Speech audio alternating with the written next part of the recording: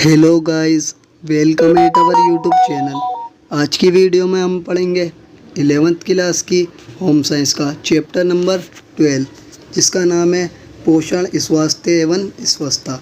इस चैप्टर के आज हम पढ़ेंगे most important question, long question answer. In long question answer की अगर आपको PDF डाउनलोड करनी है तो आपको डिस्क्रिप्शन में लिंक दे दिया जाएगा, आप वहाँ से भी PDF डाउनलोड कर सकते हैं। ये आज हम पढ़ेंगे इस वीडियो के अंदर पार्ट सेकंड इम्पोर्टेंट क्वेश्चन का। पार्ट फर्स्ट जो ऑलरेडी करा चुका हूँ मैं आपको, उसका लिंक भी आपको डिस्क्रिप्शन में मिल जाएगा, आप वहाँ से चेक कर सकते हैं फर्स्ट वीडियो। तो स्टार्ट करते हैं अपना आज का सेकंड पार्ट। तो आज का अपना फर्स्ट क्वेश्चन देख लेते हैं। हमारा आज का फर्स्ट क्वेश्चन है, स्कूलगामी विद्यालय जाने वाले बच्चों की पोषण संबंधी समस्याएं कौन कौन सी हैं। यानी कि जो बच्चे स्कूल जाते हैं उन बच्चों को कहा जाता है स्कूलगामी बच्चे। वो जब स्कूल जाते हैं उन्हें क्या क्या समस्या आती हैं भोजन खाने में, भोजन लेने के लिए, उन सभी समस्याओं के बारे में आपको बताना है। तो देख लेते हैं इसका आंसर। सबसे पहली जो समस्या है बच्चों के लिए, उससे पहले उस समस्या को समझने से पहले हम थोड़ा सा ये टॉपिक पढ़ लेते हैं, इसी के अंदर आपका ये आंसर भी कवर हो जाएगा। जो बच्चे विद्यालय जाते हैं उनके लिए स्वास्थ्य, पोषण और पोषण से संबंधित जितने भी मुद्दे हैं उन सबको पढ़ लेते हैं इस टॉपिक के अंदर। जैसे कि आपको पता होगा, जब बच्चा छोटा होता है, बहुत कम एज का होता है, तो बचपन में उसे अच्छी तरीके से पोषण देना चाहिए ताकि उसका शरीर जो अच्छी तरीके से वृद्धि और विकास कर सके। और बच्चों को साथ ही साथ जितने भी टीके बताए गए हैं डॉक्टरों के द्वारा बच्चे को, वो सभी टीके लगवाने चाहिए बच्चों को, ताकि उसकी रोग प्रतिरोधक क्षमता बढ़ जाए, जिससे वो बीमारियों का शिकार ना हो और एक अच्छी लाइफ जी सके। तो अब देख लेते हैं वो कौन कौन सी समस्या होती है बच्चों की जो पोषण से रिलेटेड होती हैं। उन समस्याओं के अंदर हमें इस क्वेश्चन को सॉल्व करना है। तो सबसे पहली जो समस्या है बच्चों के लिए वो है मोटापा। मोटापा जो एक बीमारी है जो बच्चों के लिए और बड़ों के लिए, दोनों के लिए बहुत बड़ी परेशानी आज के टाइम पे बन चुकी है। इसका मेन जो कारण है वो है बेकार जीवन शैली। जो बच्चे अच्छी तरीके से जीवन नहीं जीते, अच्छी तरीके से खेल कूद नहीं करते, गलत भोजन लेते हैं, जिनके भोजन में बहुत सारा ज़्यादा से ज़्यादा वसा होता है और वो ज़्यादा फैटी वाले खाने खाते हैं, ज़्यादा तेल से युक्त खाने खाते हैं, वो बच्चे जो मोटे हो जाते हैं, उनके शरीर में चर्बी आ जाती है, जिसकी वजह से उन्हें कई परेशानी को सामना करना पड़ सकता है। मोटापे होने का एक और कारण है कि अगर आप ज़्यादा अधिक नमक खाओगे या फिर चीनी मिले पेय पदार्थ जो खाओगे ज़्यादा, उससे भी आपको मोटापा हो सकता है। इसलिए बच्चों को अच्छा आहार देना चाहिए जिससे कि बच्चा मोटा ना हो, उसकी हेल्थ जो है वो अच्छी रहे। जो मोटापा जो आज के टाइम पे हमारे देश में समस्या है, ये उच्च वर्ग के लोगों में ज़्यादा आपको दिखाई देगी। जो लोग अमीर हैं उनके बच्चों में ये दिखाई देता है मोटापा मेनली। और मोटापे का जो आज के टाइम पे सबसे बड़ा कारण माना जाता है वो माना जाता है क्रियाशीलता। यानी कि जो बच्चे ज़्यादा मेहनत वाले या ज़्यादा खेलकूद वाले कार्य नहीं करते हैं वो बच्चे अक्सर मोटापे का शिकार हो जाते हैं। इसलिए बच्चों को ध्यान रखना चाहिए कि वो सही टाइम पर खेल कूद कर रहे हैं, शारीरिक क्रिया कर रहे हैं, ताकि वो इस बीमारी से बच सकें। जो सेकंड जो बच्चों के सामने समस्या आती है वो आती है टाइप 2, यानी कि मधुमेह तथा उच्च रक्तदाब। ये बच्चों के लिए भी एक समस्या है और बड़ों के लिए भी एक समस्या है। मधुमेह जो है इसे आप इंग्लिश में कहते हो डायबिटीज़। ये जो रोग जब हो जाता है जब हमारे शरीर में इंसुलिन की हार्मोन की कमी हो जाती है और रक्त में शर्करा का स्तर जो बढ़ जाता है, इसकी वजह से हमें मधुमेह रोग हो जाता है। इसलिए लोगों को कहा जाता है कि मधुमेह हो गया है, फिर लोगों को उसका इलाज करने के लिए इंसुलिन का हार्मोन का इंजेक्शन लगाया जाता है ताकि मधुमेह से बचा जा सके। यही मधुमेह जो एक बीमारी बहुत बड़ी समस्या है बच्चों के लिए भी और बड़ों के लिए भी। एक और जो समस्या है वो है उच्च रक्तदाब, यानी कि हाई ब्लड प्रेशर। ये हाई ब्लड प्रेशर जब होता है जब कोई व्यक्ति ज़्यादा मोटापे का शिकार हो जाता है या फिर ज़्यादा टेंशन ले लेता है। तो बच्चों को ज़्यादा से ज़्यादा ध्यान रखना चाहिए कि बच्चों को ज़्यादा ऐसा लोड नहीं देना चाहिए जिससे कि बच्चे टेंशन में आ जाए और उनका उच्च रक्तदाब हो जाए। बच्चों को ये भी ध्यान देना चाहिए कि बच्चों मोटापा का भी शिकार ना हो ताकि उनका उच्च रक्तदाब ना हो। तो ये बच्चों के लिए भी और बड़ों के लिए भी बहुत बड़ी समस्या है। एक और जो बच्चों के लिए समस्या है वो है अल्पपोषण। अल्पपोषण जो ये ऐसी स्थिति को कहा जाता है, शुरुआत में तो बच्चा जब सही तरीके से भोजन लेता है हर दिन, परंतु धीरे धीरे बच्चों के जो पोषक तत्व होते हैं उनमें कमी आने लगती है। बच्चा भोजन खाना कम कर देता है जिसकी वजह से वो बहुत सारे रोगों से ग्रस्त हो सकता है। बच्चा कमज़ोर हो जाता है और बीमारियों से बार बार होती रहती हैं। इस स्थिति को कहा जाता है अल्पपोषण। तो ये तीसरी जो तीसरा मुद्दा है बच्चों के लिए, जो कि बहुत बड़ी समस्या है। नेक्स्ट क्वेश्चन देख लेते हैं अपना। नेक्स्ट क्वेश्चन है क्वेश्चन नंबर 2, मध्याह्न भोजन योजना के सकारात्मक प्रभाव लिखिए। यानी कि जो आपके स्कूल में मिड डे मील मिलता है बच्चों को लंच के टाइम, स्कूल की तरफ से, सरकार की तरफ से, उसको कहा जाता है मध्याह्न भोजन योजना। इसके आपको सकारात्मक लाभ लिखने, यानी कि इसकी विशेषता आपको बतानी है। तो देख लेते हैं इसका आंसर। तो ये मिड डे मील भोजन योजना जो है, ये सरकार की तरफ से बच्चों को दी गई है योजना। ये सरकार ने पहली से लेकर 8वीं तक के बच्चों के लिए बनाई है, ताकि बच्चे जो हैं वो अच्छी तरीके से भोजन प्राप्त कर सकें। कुछ बच्चे ऐसे होते हैं जो घर से भोजन नहीं खा के आ पाते हैं, उन बच्चों को भोजन विद्यालय से प्रदान किया जाता है, ताकि बच्चे पेट भर खाना खा सकें, उनका शारीरिक और मानसिक विकास अच्छी तरीके से हो सके। जब से मिड डे मील की शुरुआत सरकार ने करी है, उस टाइम से बच्चों की संख्या में बहुत ज़्यादा वृद्धि हो रही है और बच्चों का पढ़ाई में भी मन लग रहा है। बच्चों की जो है कार्य क्षमता में भी वृद्धि हुई है जब से स्कूल में मिड डे मील मिलना शुरू हुआ है। इसका एक सबसे बड़ा जो प्रभाव पड़ा है वो ये पड़ा है कि बच्चों के लिंग जो भेद था पहले, वो बहुत ज़्यादा गलत था, परंतु अब लड़के और लड़कियाँ दोनों ने विद्यालय में एडमिशन लेना शुरू कर दिया है इसी योजना के द्वारा, जिसकी वजह से गरीब बच्चों को ज़्यादा लाभ हुआ है और उनकी का शारीरिक और मानसिक विकास भी बहुत अच्छा हुआ है इस योजना की वजह से।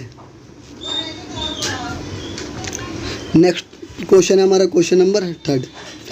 इस टाइप से भी आपके एग्ज़ाम में क्वेश्चन आ सकता है कि आपकी सहेली राधा की आंखें व नाखून अधिकतर पीले रहते हैं तथा वह जल्दी थक जाती है, उसका पढ़ाई में मन नहीं लगता। उपयुक्त लक्षणों को पहचानिए और बताइए कि उसे कौन सा रोग हो सकता है और इस रोग से कैसे बचा जा सकता है। अब ये जो क्वेश्चन है, अब ये क्वेश्चन जो ये तो एनीमिया रोग पर है, उसके बारे में भी हम आगे डिटेल में पढ़ने वाले हैं, परंतु इस तरीके से आपके एग्ज़ाम में और भी रोग आ सकते हैं। 5 रोगों के बारे में बताया गया है आपके चैप्टर के अंदर।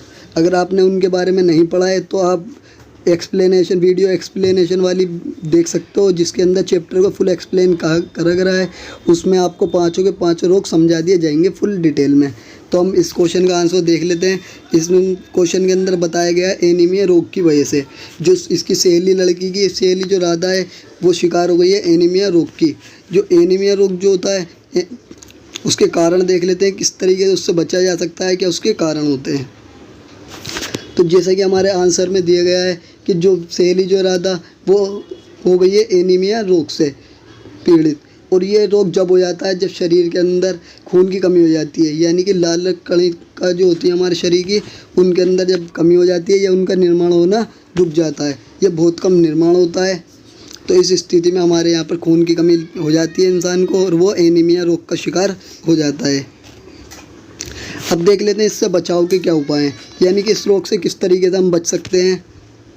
तो सबसे पहला जो उपाय है वो ये है कि लोहयुक्त तत्व जो हैं उनका सेवन करना चाहिए, क्योंकि लोहयुक्त तत्व जो है वो सहायता करते हैं लाल कणिकाओं को बनाने में, जैसे मूली, गाजर, शलजम, अंकुरित दालें, अनाज, हरी पत्तीदार सब्जियां, ये सब अगर हम खाएंगे तो लोहयुक्त तत्व हमें ज़्यादा प्राप्त होंगे और हम एनीमिया रोग से बच जाएंगे। और दूसरा जो बचने का उपाय ये है कि जब भी भोजन करा जाए, भोजन के तुरंत बाद चाय का सेवन नहीं करना चाहिए, क्योंकि पोषक तत्व जो है भोजन के नष्ट हो जाते हैं चाय के द्वारा। तीसरा जो तरीका बचने का वो ये है कि अगर आपको पता चलता है कि एनीमिया रोग आपको मलेरिया परजीवी कीड़ों की वजह से हुआ है तो उसका तुरंत इलाज करवाना चाहिए, डॉक्टर को दिखाना चाहिए, अन्य तो ये बहुत बड़ी आपके लिए समस्या बन सकती है। जो शरीर में जो सिवत लाल कणिकाएँ जो होती हैं उन्हें बनाने के लिए फोलिक एसिड नाम का एक तत्व होता है हमारे शरीर का, उसकी ज़रूरत होती है। अगर आपको ये सही मात्रा में नहीं मिलता तो आप एनीमिया रोग के शिकार हो जाएंगे। तो फोलिक एसिड की कमी को पूरा करने के लिए हमें लेना चाहिए मूंगफली, अंडे, मशरूम, मटर, फलियां, चोकर वाला आटा, ये सभी हम अगर खाएंगे तो फोलिक एसिड की मात्रा हमारे शरीर में बनी रहेगी और हम बच जाएंगे एनीमिया रोग का शिकार होने से। तो देख लेते हैं अपना नेक्स्ट क्वेश्चन नंबर 4 है हमारा नेक्स्ट क्वेश्चन। माँ का दूध एक शिशु के लिए सर्वश्रेष्ठ आहार है, इस कथन की पुष्टि कीजिए। ये क्वेश्चन जो है आपके एग्जाम में सबसे ज़्यादा रिपीट होने वाला क्वेश्चन है, तो इसके सभी पॉइंट आपको अच्छी तरीके से याद रखने हैं। तो माँ के आहार की विशेषता जो है, सबसे पहली विशेषता पढ़ लेते हैं कि इसके अंदर बच्चों को सभी पोषक तत्व मिल जाएंगे। जिन पोषक तत्वों की बच्चों को ज़रूरत है, A to Z सभी पोषक तत्व माँ के दूध में बच्चों को मिल जाते हैं। दूसरा जो रीज़न है इसका अच्छा होने का, वो ये है कि ये बहुत ज़्यादा सरल तरीके से आसानी से बच्चों को मिल जाता है और ये बहुत ज़्यादा बच्चे के लिए सुविधाजनक भी होता है। इसके लिए बच्चों को कहीं और ले जाने की ज़रूरत नहीं है, ये आसानी से बच्चों को प्राप्त हो सकता है। जो माँ का दूध होता है उसके अंदर प्रतिरक्षी तत्व भी मौजूद होते हैं, जो बच्चों को ताकत देते हैं रोगों से लड़ने के लिए, जिसकी वजह से बच्चा जो है बीमार नहीं होता है। जो माँ का दूध बच्चों को दिया जाता है वो जितनी भी एलर्जी होती हैं, साइड इफ़ेक्ट होते हैं, संक्रमण होते हैं, इन सब से मुक्त होता है माँ का दूध और बहुत ज़्यादा प्योर होता है बच्चे के लिए, जिससे कि बच्चे का स्वास्थ्य जो है अच्छा रहता है।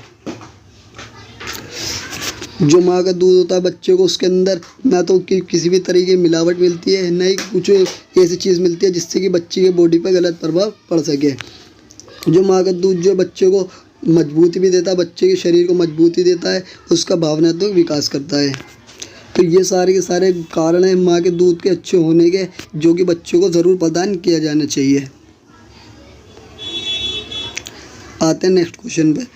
नेक्स्ट क्वेश्चन है हमारा, विशेष आवश्यकता वाले बच्चों की पौष्टिक आवश्यकताओं की पूर्ति करते समय किन किन बातों का ध्यान रखना चाहिए। यानी कुछ बच्चे ऐसे होते हैं जो कि अपना भोजन खुद नहीं ले सकते, उन्हें अपना भोजन प्राप्त करने के लिए भी दूसरों पर निर्भर रहना पड़ता है, अपनी ज़रूरतों को पूरा करने के लिए दूसरों पर निर्भर रहना पड़ता है। ऐसे बच्चों को कहा जाता है विशेष आवश्यकता वाले बच्चे। तो उन्हें किन किन बातों का ध्यान रखना चाहिए उनको भोजन प्रदान करते समय, इस क्वेश्चन के अंदर हमें वही बताना है। सबसे पहली बात जो है हमें ये ध्यान रखना चाहिए,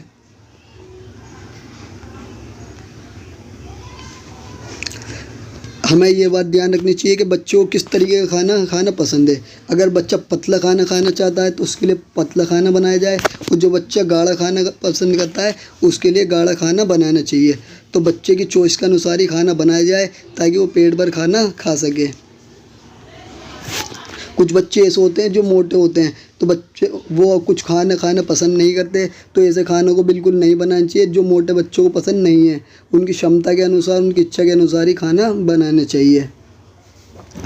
कुछ बच्चे ऐसे होते हैं जो शिवलीनता रोग से पीड़ित हो जाते हैं। इसलिए जो शिवलीनता रोग है इसके अंदर क्या होता है कि इंद्रियां जो है वो बदल जाती हैं, जिसकी वजह से टेस्ट जो है अलग अलग फील होता है। अगर आप कुछ खाना खाओगे तो आपको टेस्ट नहीं पता चलेगा और टेस्ट जो है पदार्थ का हमेशा बुरा लगेगा। तो ऐसे बच्चों को ध्यान में रखकर ही खाना बनाना चाहिए, किस तरीके से बच्चों का टेस्ट परिवर्तन होता है उसके अनुसार ही। कुछ बच्चे ऐसे होते हैं जिन्हें कहा जाता है स्पास्टिक बच्चे, यानी कुछ बच्चे अपने भोजन को अच्छी तरीके से नहीं पकड़ पाते हैं, तो इसलिए इस तरीके का भोजन बनाना चाहिए जिसे बच्चे आसानी से पकड़ कर खा सकें। और जब भी भोजन बनाया जाए, भोजन बनाने से पहले बच्चों की पसंद नापसंद के बारे में ज़रूर पूछना चाहिए, क्योंकि कुछ बच्चे ऐसे होते हैं जिन्हें नापसंद होता है कुछ खाना, उसे वो बिल्कुल भी नहीं खाते हैं, परंतु पसंद जो खाना उन्हें होता है वो उसे खाना पसंद करते हैं, जिसकी वजह से उनका स्वास्थ्य अच्छा रहता है। तो ये 5 बातें हैं जो कि पूछना चाहिए बच्चों से भोजन बनाते समय उनके।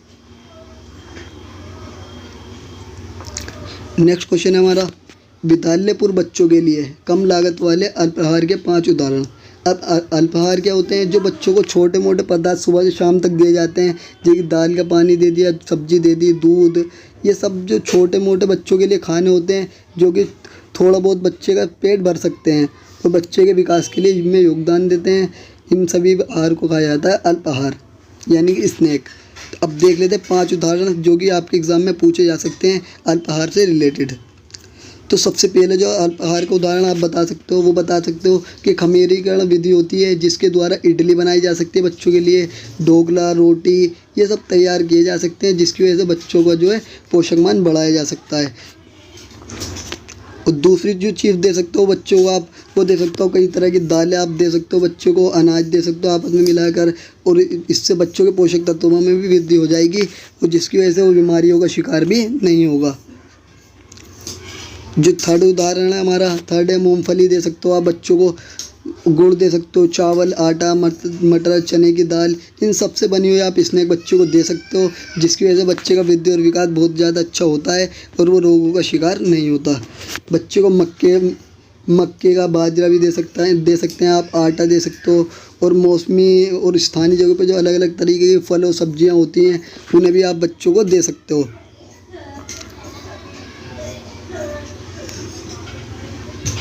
अगर आप ये सभी पदार्थ बच्चों को प्रदान करोगे तो बच्चे की जो है वो हेल्थ अच्छी रहेगी और वृद्धि और विकास अच्छा रहेगा।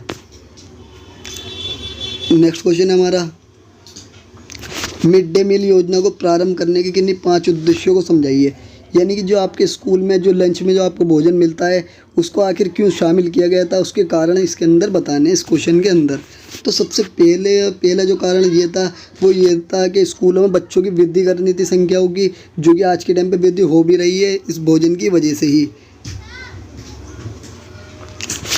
दूसरा कारण ये था कि बच्चे जो विद्यालय में पढ़ रहे हैं उन्हें ज़्यादा से ज़्यादा बढ़ाया जा सके, प्राथमिक स्तर पर जितने भी बच्चे पढ़ रहे हैं उन्हें रोका जा सके और बालिकाओं के लिए अलग स्कूल बनाए जा सकें और लड़कियों के लिए अलग स्कूल बनाए जा सकें और सभी को विभिन्न तरह के भोजन अलग अलग दिन प्रदान किए जाएँ ताकि बच्चों का मन भी अच्छा रहे भोजन के प्रति।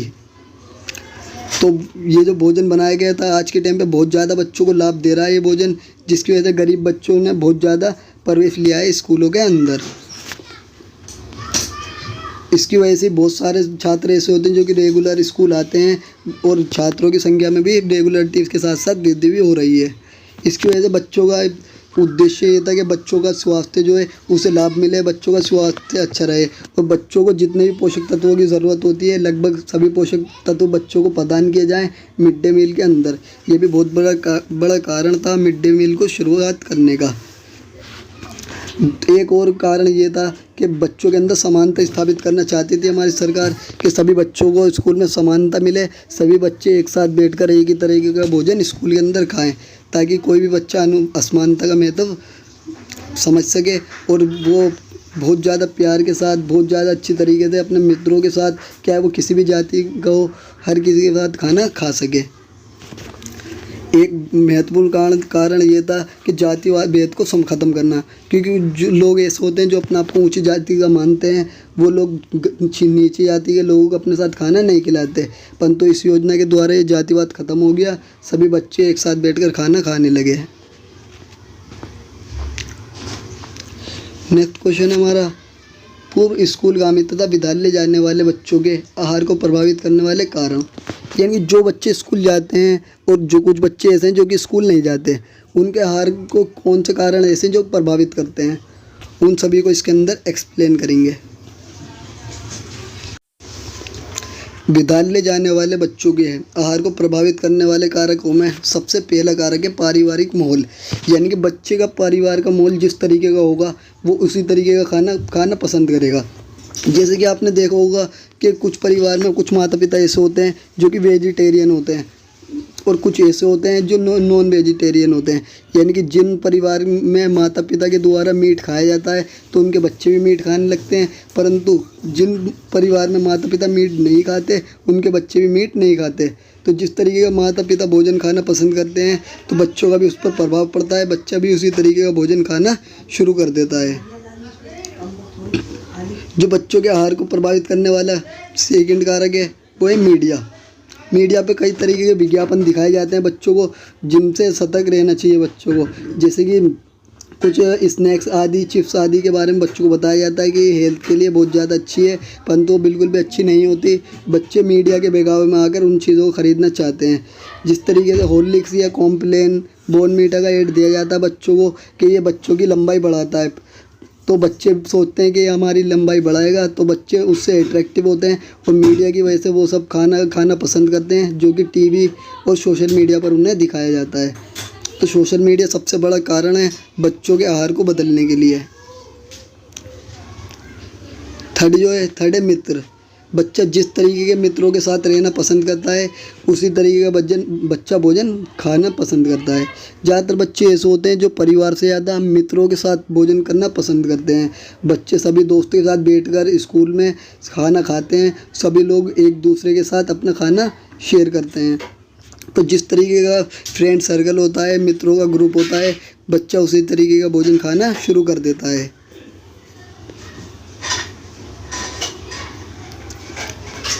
एक और कारण है सामाजिक तथा सांस्कृतिक प्रभाव। कुछ ऐसी जगह होती हैं, ऐसे स्थान होते हैं जहाँ पे समाज में कुछ एक विशेष तरह का भोजन खाना पसंद करते हैं लोग, और कुछ संस्कृति भी ऐसी होती हैं जिनमें कुछ विशेष प्रकार का भोजन खाया जाता है। जैसे कि हमारे भारत में हम देख सकते हैं कि दक्षिण भारत के लोग जो हैं वो राजमा चावल और पराठा ये सब खाना बहुत ज़्यादा पसंद करते हैं, परंतु हमारे उत्तर भारत में ऐसा नहीं है। जैसे कि पंजाब में लोग इडली सांभर आदि खाना पसंद करते हैं। तो जिस जगह पे जिस तरीके का समाज होगा, संस्कृति होगी, उसी तरीके का भोजन लोग खाना पसंद करेंगे। एक और बच्चों की स्थिति को प्रभावित करने वाला कारक है भोजन को, वो है अनियमित भूख। कुछ बच्चे ऐसे होते हैं जो फर्स्ट टाइम पे तो भोजन खा लेते हैं एक टाइम में, परंतु दूसरे टाइम उनका भोजन खाने का मन नहीं करता और वो मना कर देते हैं कि हमें भूख नहीं है या हमें भोजन अच्छा नहीं लग रहा है। इस स्थिति को कहा जाता है अनियमित भूख, यानी कि फर्स्ट टाइम में बच्चे के द्वारा सही तरीके से भोजन कर लेना, परंतु दूसरी बारी में मना कर देना। अनियमित भूख जो है बहुत बड़ा कारण है बच्चे के लिए, जो कि बच्चे के पोषण पे, स्वास्थ्य पे बहुत बुरा प्रभाव डालता है। तो आज की वीडियो में इतना ही। Thank for watching.